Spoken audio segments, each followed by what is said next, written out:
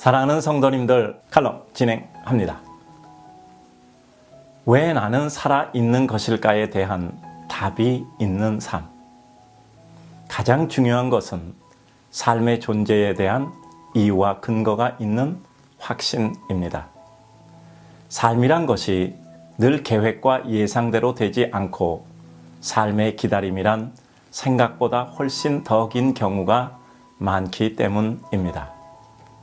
그러나 지나놓고 보면 그 긴 기다림이 우리 인생을 더 깊게 만들었고 깊이 익어지게 함으로 인생들을 이해하고 더 따뜻한 마음으로 다가서게 하였습니다. 가장 안 좋은 것은 내 작은 경험과 지식과 지혜로 다른 일을 판단하는 것입니다. 가장 좋은 것은 내 부족을 느껴 다른 이를 소중히 여기며 그에게 배우고 함께 있고 싶어 함입니다. 전자의 경우는 삶의 기쁨이 없고 늘 만사가 불만이고 행복하지 못합니다.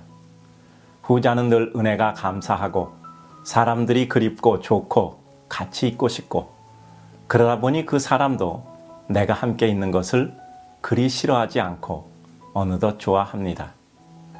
내가 왜 살아 있어야 할까에 대한 답은 분명해야 합니다.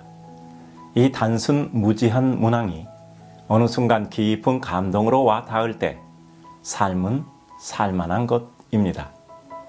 제 경우 그 문항에 대한 답의 첫 번째는 책임입니다. 제가 책임져야 할 교회, 사람, 일, 역사의 부분들에 대한 책임은 져야 한다 생각합니다. 책임져야 할 순간 그것을 회피한다면 그로 인해 기쁘고 행복함은 없을 것입니다. 가급적 생활을 단순화해 집중을 이루고자 하는 것도 부족한 힘을 지닌 자가 무엇인가 책임을 져야 할 일에 최소한의 방패라도 돼야 한다 생각해서입니다.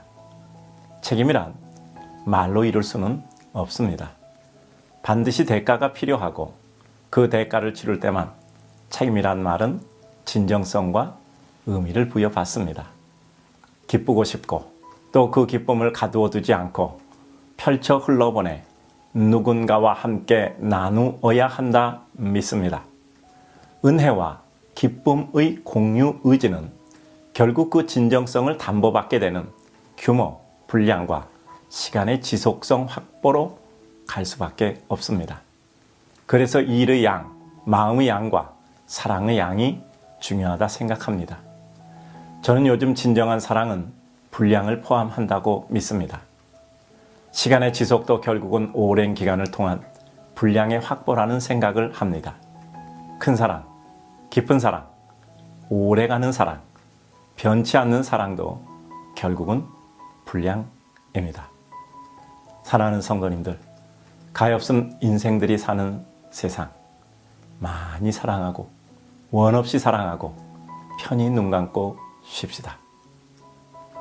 사랑하는 성도님들, 하나님의 은혜 속에 오늘도 기쁨과 감사로 주님 뜻 이루고 감사 감격하는 주의 백성 되시기를 주님의 이름으로 축복합니다. 힘내서 사시기 바랍니다.